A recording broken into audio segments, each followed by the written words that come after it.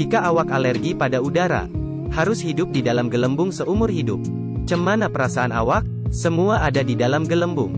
Lampu 12 watt warna hangat dan dingin. Lonceng angin zamrud mewah. Television hitam putih ditambah Simmons.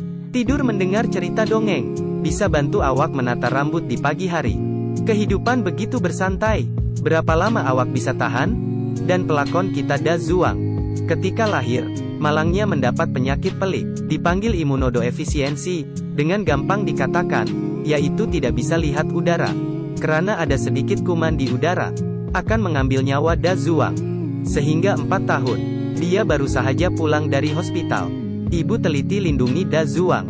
Sebuah bola terbang kemari, ibu cepat-cepat menangkapnya. Lepas itu memberikannya kembali kepada anak itu.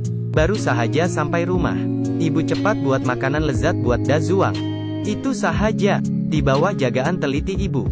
Da Zuang tumbuh perlahan di gelembung. Kanak-kanak yang nakal sering menertawakan Da Zuang dan melemparkan batu kepadanya dari masa ke masa. Hasilnya dapat dibayangkan. Ibu memegang senapang semprot. Mereka bertiga basah kuyup. Biar tidak bosan, ayah juga membeli basikal untuknya. Tetapi dia tidak tahu bagaimana mengajarnya. Setiap makan tengah hari letakkan di dalam gelembung. Dan steam untuk menyingkirkan bakteria. Da Zuang baru bisa makan dengan tenang. Hari demi hari. Da Zuang sudah besar.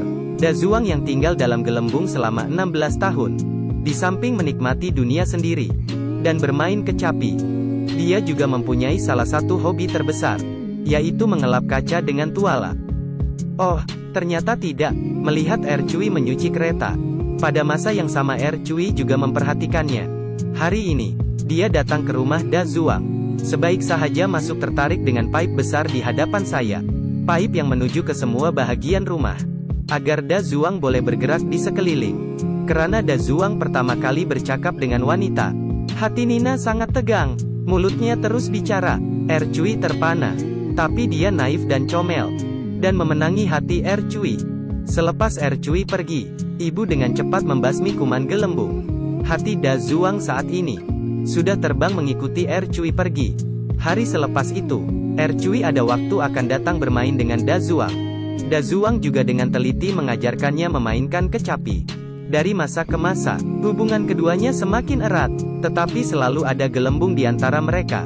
Ercui ingin masuk ke gelembung mencarinya, tetapi ditolak oleh Da Zuang. Bagaimanapun ada resiko besar begini, karena tidak dapat memberikan apa yang Ercui mahu. Jadi Ercui meninggalkan Da Zuang dengan kejam. Ini membuat Da Zuang sangat sedih. Dia merendam dirinya dalam gelembung sepanjang hari. Ibu menyuruhnya makan pun tidak dihiraukan. Suatu hari, Ercui tiba-tiba muncul. Malangnya bawa berita buruk. Lelaki baru dia melamarnya. Dia datang tanya Da Zuang apakah dia mau setuju. Walaupun hatinya Da Zuang ada Ercui, tetapi dia tetap memberkatinya. Ercui pergi dari sini dengan mata merah. Tetapi meninggalkan sebuah hadiah sebelum pergi. Yaitu bola kristal seharga $9,9. Ada pasangan kekasih duduk di dalam. Ada tulisan besar Love You namanya. Ini tiba-tiba membawakan Da Zuang semangat. Dia memutuskan untuk merancang sut gelembung untuk pakaian luar. Untuk mengekalkan cinta sendiri, demi cinta sendiri. Da Zuang mulai merancang sut gelembungnya. Dia masuk ke dalam sut gelembung. Perlahan mengisi sut gelembung dengan oksigen.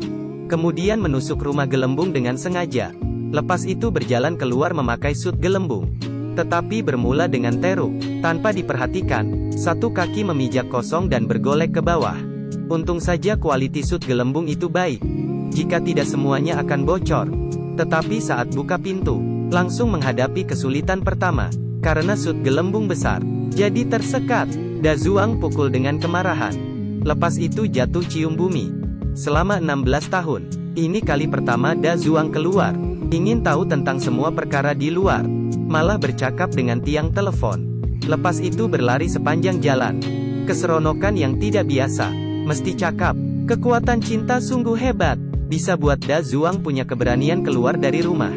Dia datang untuk beli tiket dan coba cari Ercui dengan kereta. Tetapi kata konduktor, kanak-kanak pergi bermain pasir saja.